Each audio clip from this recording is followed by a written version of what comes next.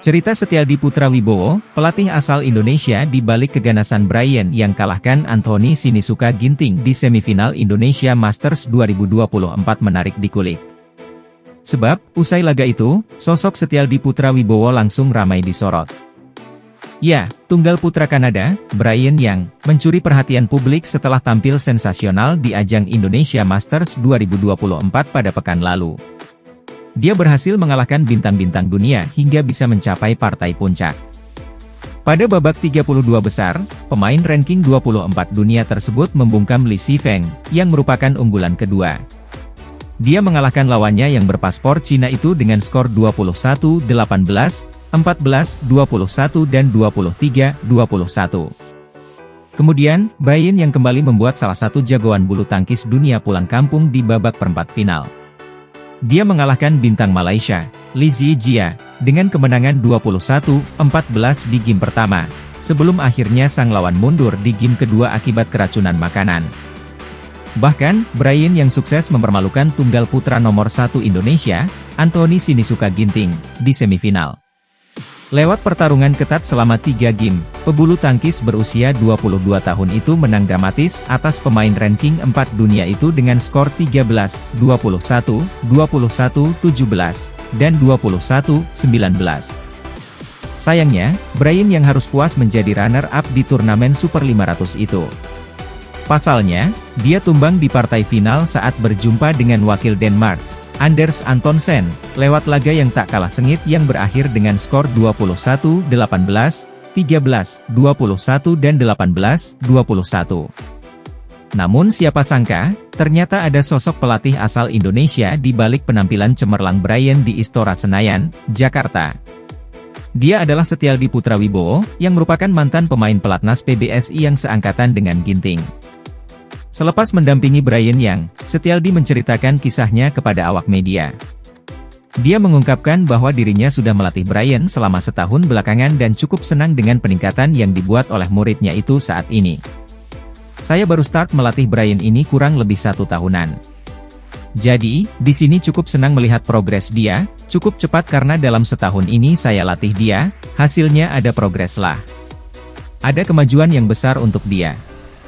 Harapannya dia bisa dapat kepercayaan diri dari turnamen ini untuk turnamen-turnamen selanjutnya, kata Setialdi.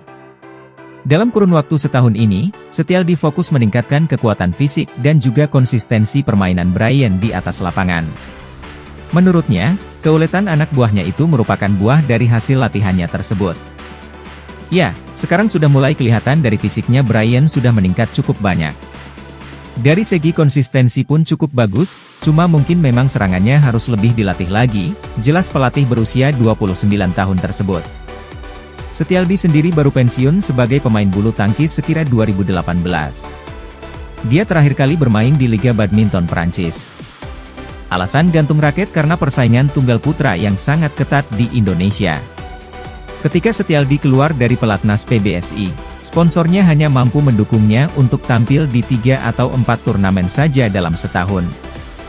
Menurutnya, jumlah tersebut tak cukup untuk membawanya bisa bersaing di papan atas dunia. Alhasil, dia memutuskan untuk pensiun dan mulai mencari pengalaman melatih. Kemudian, seorang rekannya yang juga merupakan atlet bulu tangkis Indonesia, yakni Mario Santoso, mengajaknya untuk memulai karir kepelatihannya di Kanada. Tak disangka, dia merasa betah di negara Amerika Utara itu sehingga terus melanjutkan karirnya di sana sampai akhirnya melatih Brian, yang mengontraknya hingga 2026. Kendati kerasan di Kanada, Setialdi ogah mengganti status kewarganegaraannya. Namun, saat ini dia dalam proses mendapat izin menetap secara permanen di sana. Saya nggak mau pindah kewarganegaraan, saya nggak mau. Cuma mungkin sekarang lagi tahap proses permanent residence tapi bukan warga negara, ujar Setialdi. Lebih lanjut, Setialdi menceritakan bahwa melatih di Kanada itu penuh dengan tantangan. Mulai dari cuaca yang tak mendukung latihan fisik secara maksimal sampai sulitnya mencari lawan sparring yang berkualitas untuk anak buahnya. Tantangannya banyak yang melatih di sana, pertama cuaca karena cuaca di sana kita jadi agak susah kalau latihan fisik di luar. Beda sama di Asia. Cuma kalau di dalam lapangan mungkin masih bisa latihan fisik, jelasnya. Kedua, lawan sparring pun enggak sebanyak di kita. Kalau di Asia atau mungkin di Indonesia kan banyak yang bagus-bagus, jadi kita bisa ajak untuk jadikan sparring. Di sana itu kita mau cari sparring saja agak susah, harus nunggu visa dulu diterima atau enggak, DLL, jadi susah cari sparring, imbuhnya. Meski sudah betah di negeri orang dan terbukti bisa memoles pemain Kanada menjadi pemain berkualitas, Setialdi punya mimpi untuk melatih di Indonesia. Terlebih, jika tawaran itu datang dari pelatnas PBSI. Ada pasti ada, kalau harapan itu pasti ada. Pasti kepengen lah, di mana-mana kalau ada tawaran di Indonesia di pelatnas pasti mau, pungkasnya.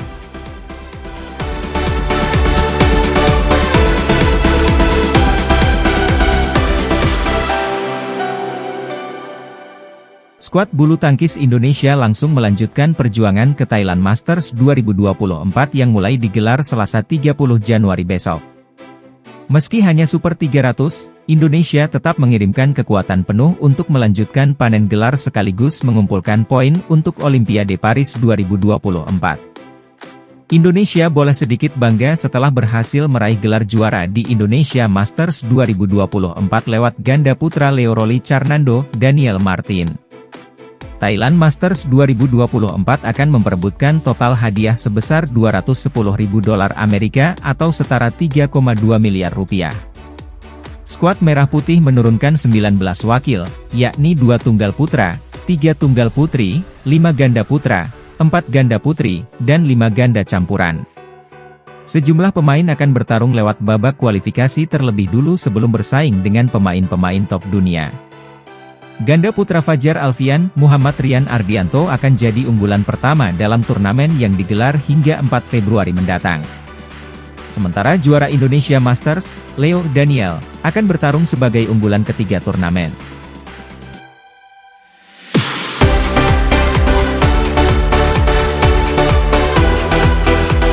Tunggal putra Indonesia, Anthony Sinisuka Ginting, kalah dramatis dari wakil Kanada, Brian Yang, dalam laga semifinal Indonesia Masters 2024 yang digelar di Istora Gelora Bung Karno, Senayan, Jakarta, Sabtu 27 Januari 2024. Lewat rubber game berdurasi 1 jam 19 menit, dia tumbang dengan skor 13-21, 17-21 dan 19-21.